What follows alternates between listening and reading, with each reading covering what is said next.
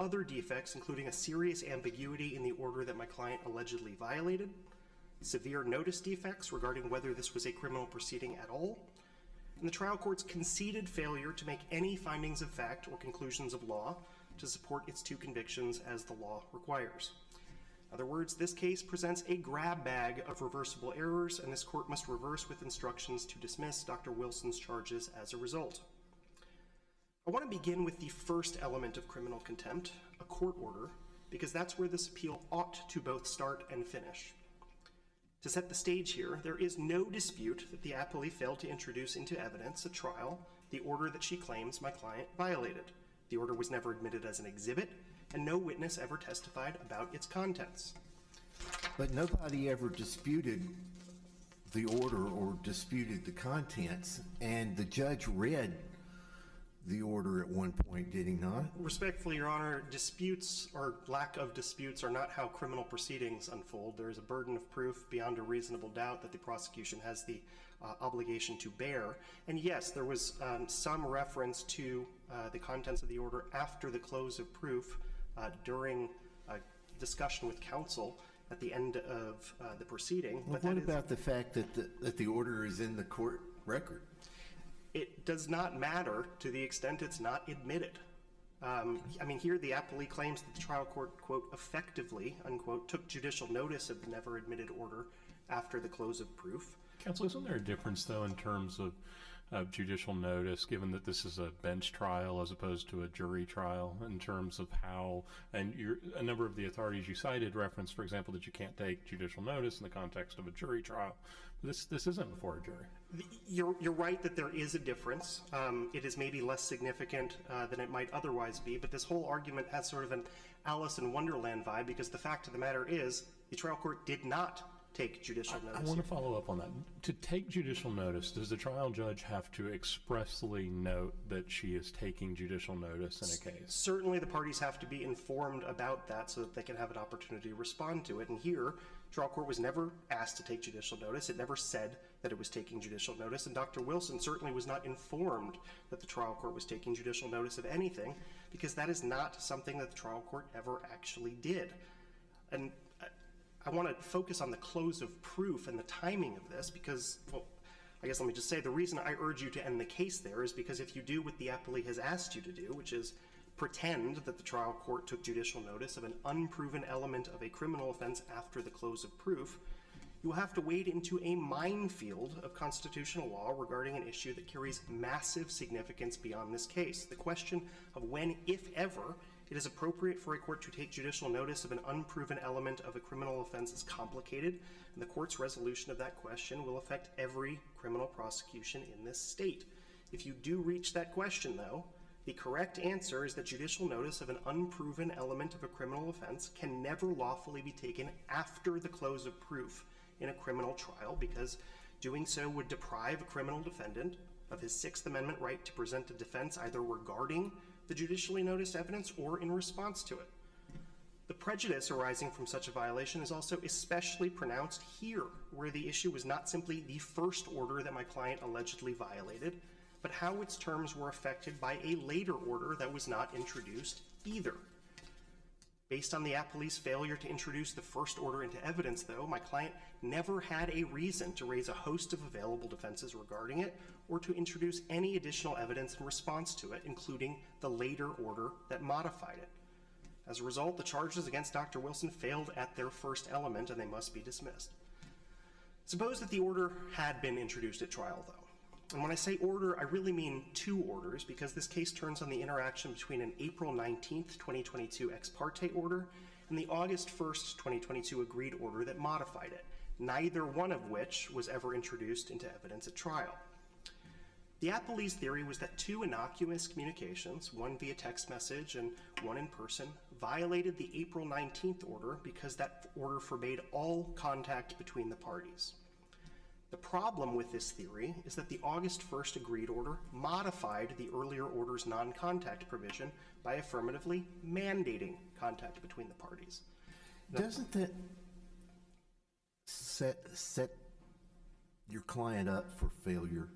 I mean, you've got one that says no contact, one that says, well, You can contact for purposes of exchanging the child.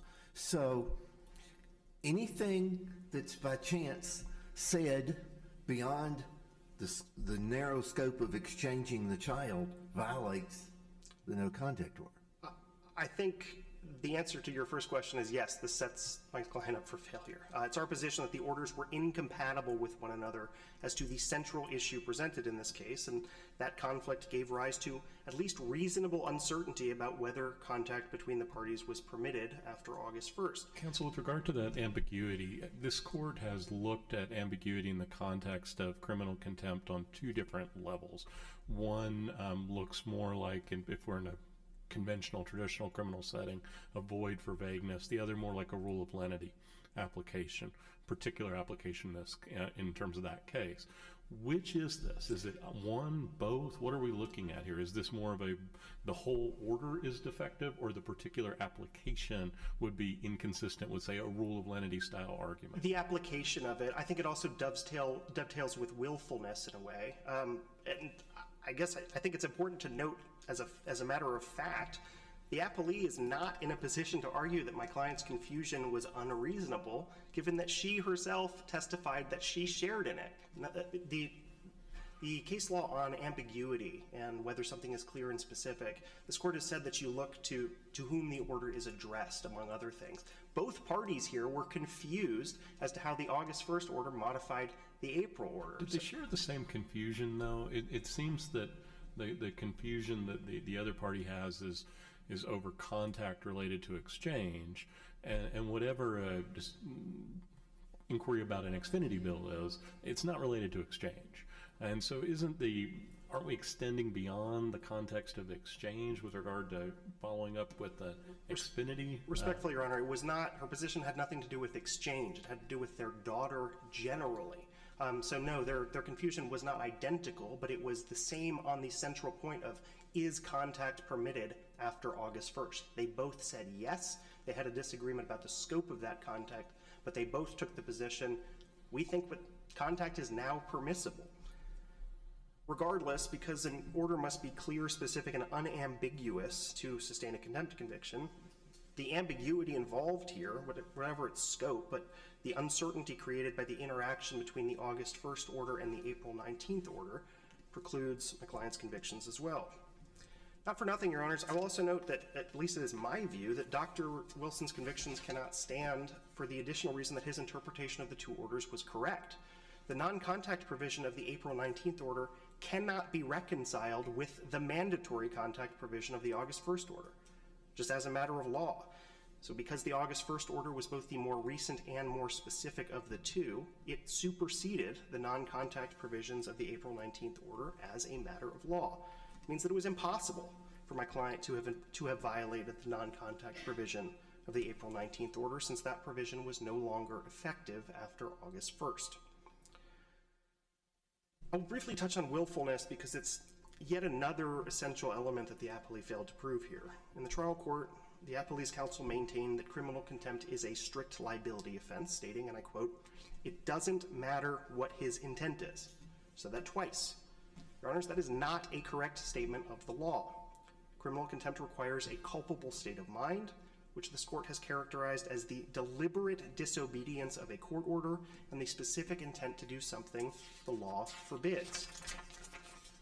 That is not what the evidence showed here. The proof was that both parties were genuinely confused about how the August 1st order interacted with the April 19th order, thereby precluding a finding that Dr. Wilson committed any willful violation.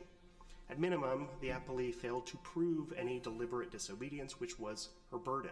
We don't even really need her confusion for that argument. We just need his. You just need his, but certainly her own testimony saying that she too was confused about whether contact was allowed goes to the reasonableness of it. But yes, I agree with you, Your Honor. If this court agrees with me on any one of the grounds that I have just discussed, then Dr. Wilson's contempt convictions must not only be vacated, his charges must also be dismissed with prejudice because they failed for lack of proof and jeopardy attaches. Counsel, is there a double jeopardy variance? Let's say that willfulness, that the court agrees with you on willfulness, just assuming for purpose of argument. Is there a double jeopardy variance between this court saying the trial judge did not make adequate findings as to willfulness with regard to double jeopardy, and the court saying there was no evidence presented of willfulness, or insufficient evidence presented as to willfulness. There is a difference, yes. If you just remand on the failure to make findings issue, which is conceded here, then jeopardy doesn't necessarily attach. It's our position that because this trial record does not contain adequate evidence to support the conviction as to any element of either charge, you can't just remand for a new proceeding or new findings here, because the record does not permit it, right? This evidentiary record is lacking as to essential elements as to each charge. So jeopardy attaches there, and because they fail for lack of evidence, dismissal with prejudice, dismissal of the charges is necessary. I want to briefly just touch on notice defects before I run out of time here. My client's own attorney did not realize that this was a criminal proceeding until minutes before it began. Neither party's counsel understood what punishment was available, neither did the court, until moments before this began. The notice that my client received also improperly ordered him to, quote, show cause why he should not be held in contempt of court, which erroneously reversed the burden of proof and suggested that this was not a criminal proceeding at all. None of this is how a criminal contempt prosecution is supposed to go. As we touched on briefly, the trial court also failed to make any findings of fact or conclusions of law to support its two convictions as Rule 52.01 required. The appellee concedes that error, and separate from anything else, it requires reversal too. For all of these reasons, my client's convictions must be vacated because they failed for lack of proof. The court's opinion should also make clear that his charges are dismissed and that jeopardy attaches upon reversal. Thank you for your time. Thank you, Mr. Horowitz.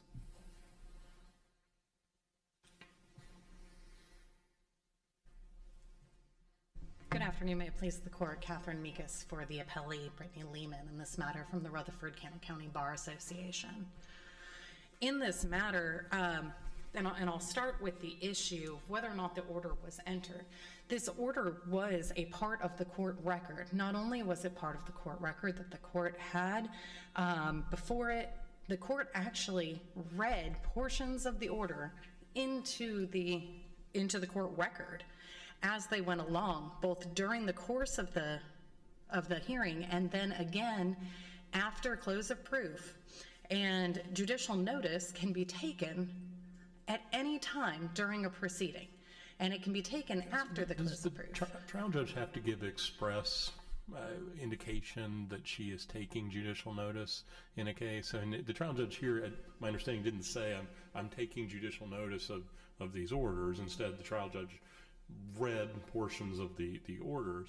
Does the trial judge have to say, I'm taking judicial notice of this? I could not, and I'm not saying that there may not be something out there. I couldn't find anything that said that the trial judge had to explicitly state that they were taking judicial notice. And I think that in a commonplace, courts take a look, trial judges take a look back through the files. Some judges read a file completely in, or all of the documents into the file at the beginning.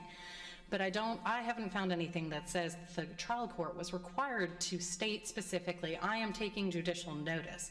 By reading the order into the record and discussing it with counsel for both parties, it put counsel for Dr. Wilson on notice that the court was using that order and was reviewing that order, and that order was being placed into the record. And at no point did he make any objection. He didn't make any objection about the order itself not being handed in, and nor did he make any objection about the trial court relying on that order when making its decision. Do we have a problem with timing here, though, counsel, in terms of, let's assume that you don't, for purpose of argument, say you don't have to expressly indicate that you're taking judicial notice. And the proof was closed in this case, wasn't it, at the point that the trial judge started to read from the order? Aren't we, and this is an element of the offense. So after the close of proof, the trial judge is taking judicial notice, and I understand the rule, you can take judicial notice at any time, but do we have a criminal constitutional problem in terms of taking judicial notice after the close of proof? Well, what we're looking at is a criminal contempt action. I would say to that, in my research and in the cases that I presented in my brief, it appears that the court can take judicial notice at any time, even after the close of proof, And with that, because they are the trier of fact, it's not a jury. I think the court's made that determination. I believe the appellant agrees with that there's a difference between whether or not this is an issue for the jury or an issue for a bench trial or at a bench trial, that there is a differentiation there about whether or not they can take judicial notice of an element. And so I believe that can be done at any point. There's no exclusions that I've found that says you cannot take judicial notice after a certain point. In fact, the only thing that I was able to find is that judicial notice can be taken at any point, and I could not find any mandatory authority that stated that judicial notice couldn't be taken to establish an element of a criminal offense that was here. All of the authority that was presented appeared to be persuasive at best from other circuits and other states. Did anybody have an opportunity to reply to the judge taking judicial notice?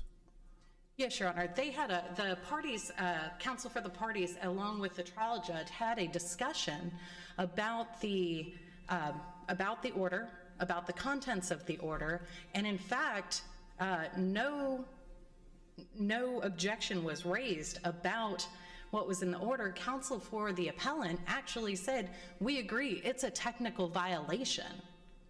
And so at that point, they turned to discussing what type of remedy was appropriate. No objection was made to taking the judicial notice, and rather just an admission that there was, in fact, a technical violation. Okay, moving to another point, what kind of notice that this was going to be a criminal contempt was given to the defendant? Your Honor, in this matter, the defendant was served with an order authorizing law enforcement arrest on contempt of an ex parte order of protection. And that's how it was styled. It also gave the date and time that the defendant was to appear, and he had ample time in that to prepare a defense. In fact, he had multiple continuations or continuances, and it was ultimately heard in January. Does it say, you may be held in criminal contempt, you may be, put in jail, you may, just have the list of the usual warnings that one gives?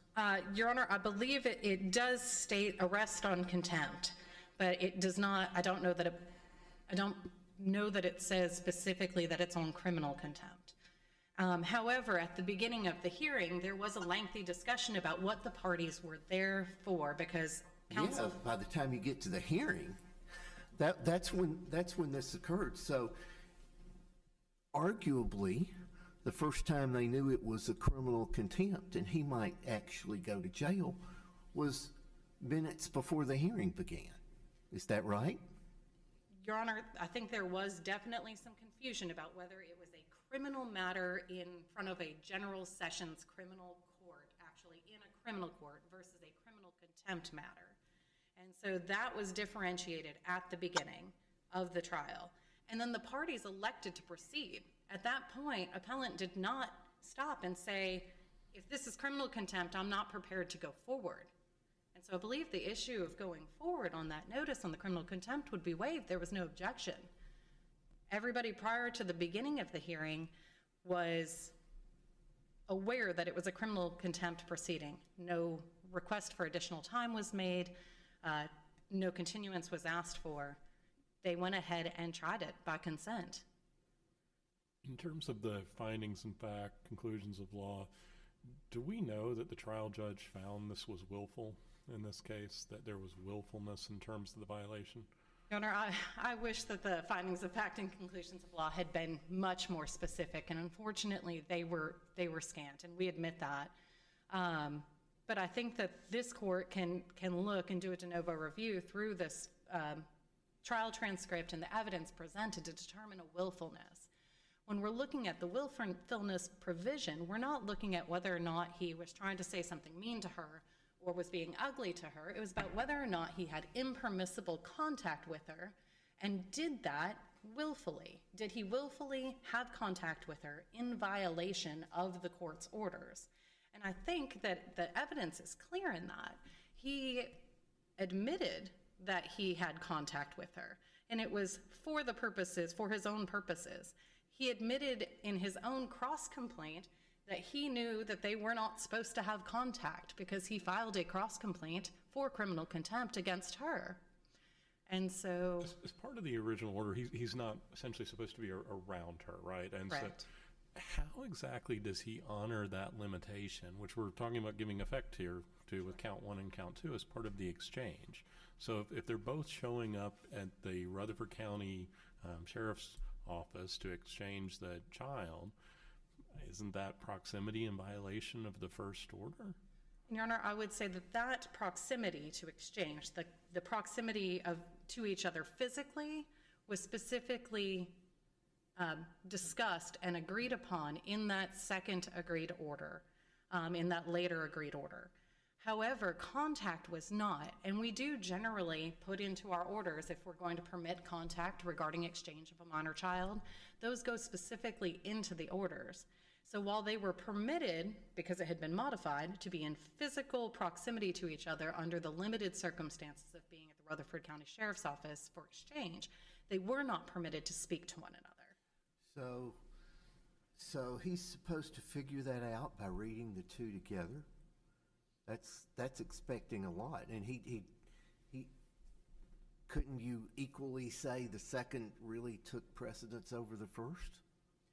Your Honor, I think had the second allowed for some type of verbal communication, then it would take precedence over the first. But the first is very clear. And it's no contact, no communication, no emails, text messages. So he can't. So you're interpreting it as he could not say anything to the mother during the child exchange. Yes, Your Honor, that's how I interpret it. Here's her backpack. Correct. She has a dentist appointment Tuesday. Correct. Wow. Okay. That is my understanding of how that applies. When we have no contact, it means no contact. If we are modifying those provisions in the order of protection, which we do a lot of times when people have children, we make specific provisions for that type of contact, that type of verbal contact. That was not done in this Counsel, case. what no contact language appears, if any, in the second order, in the what is the August 1st order? The August 1st order does not permit any contact, and the only thing that it does do is reinforce that the ex parte order of protection provisions remain in full force and effect. It has language that says no contact in the August 1st order? It doesn't have specific language that says no contact. It has language that says that the orders from the ex parte order of protection remain in effect. How can that order remain in effect if we're changing the rules with regard to contact and exchange? And aren't we setting up a conflict between those two provisions of the earlier order? And it's all one, if I'm remembering the first order correctly, it's all one sentence, all one provision in terms of the no contact. And to be clear, in the second order, he checked a box that said the ex parte order shall be continued in full force. And he hand wrote in the provisions about visitation and child exchange. Yes, Your Honor. Which is just setting this thing up for a court action for contempt for this guy, right? I mean, And Your Honor, I how will does he say know what to do? I will say with that, Your Honor, those are provisions that were added by counsel. So those were handwritten by counsel and agreed to by counsel. And so counsel very specifically added provisions to allow for... Is that in the record? All I have is an order with handwriting that I presumed was the judge's. I understand, Your Honor. No, it probably is not in the record, but having my colleague been involved in the case... well, you know, we're limited to the record. I understand, Your Honor. Okay. But with that, even if it had been the judge's order, the parties did not agree to, this being an agreed order, any type of verbal contact. They agreed to physical contact. And while I understand that that could be viewed as hard, in our family law cases, we handle that routinely. Parties show up at exchanges, the child walks from one parent to the other, or one parent gets the child out of the car, and they don't have any communication. Communication's either dealt with through attorneys, if necessary. Most of the time, like in this case, at least one half of the time, exchanges are done through a daycare provider, and the parties have absolutely no communication about it. And while I would say that parties probably do need some level of communication, if they can abide by safety concerns and by the rules set forth by the court, that would be helpful in all matters. We have plenty of cases where parties don't speak or interact at all because they can't do so safely and can't do so in an appropriate way. And that's some of the issue in this case. He didn't come up and say, "Hi, I'm sorry I'm late," or "the child needs this or that." He came up discussing about a completely separate matter.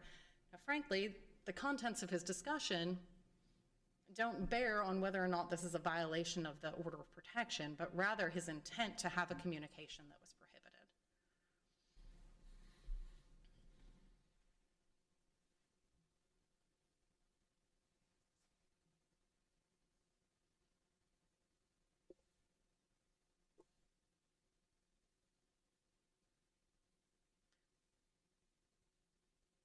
And ultimately, to that point, ultimately, he admitted that he purposefully had that communication, these two communications, with Ms. Lehmann. You concede that a violation was willful, and is there a concession in this case that I'm thinking back to a question to opposing counsel in terms of trial judge didn't make any findings as to willfulness here, but it seems like there's a difference between a lack of findings and a lack of evidence. So what evidence would you point us towards in terms of willfulness on this record? Is there a concession? Is there something else? There are. Dr. Wilson, in this matter, testified that he intended, that it was his, he communicated, and he intended to communicate for the purposes of making sure that these issues were finalized and would no longer be issues on the second one and on the first one to get this matter resolved. He intended to do that in violation of the court order. So he intended to actually communicate with her. And I think that points towards willfulness. And no, his attorney didn't necessarily specifically concede as to willfulness. He conceded that there was a technical violation of the order of protection. He didn't go on to expound on that. They then moved forward towards sentencing. I believe that's my time. Thank you.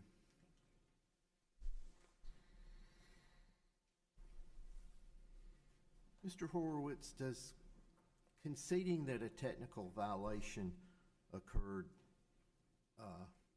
wipe out any of your arguments? No, and you can't concede evidence regardless, so it doesn't matter. This happened in closing. It didn't happen during the context of an evidentiary presentation, and it wasn't really in the context in which it's been cited. It was talking about this being a petty matter, a trivial matter, and not meriting a jail sentence. But the answer to your question is no. It is impossible to waive plenary review of lack of evidence, and there is lack of evidence here as to every single element of contempt as to both charges. Just to, before I forget to mention this, in addition to the fact that he's being set up for failure here for the reasons you mentioned, I just want to emphasize he was pro se at the time of these alleged violations, right? This was an impossibility, but because of the extreme pettiness and acrimony between these parties, yes, they were setting him up for a violation, and boy, did they exploit it.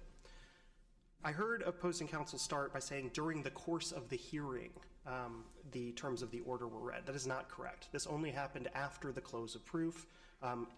And this whole argument about judicial notice, I'm struggling with it because it just didn't happen. As a matter of fact, it did not happen. You can look at the transcript. The trial court does not say, intimate, suggest at any point that judicial notice is being taken.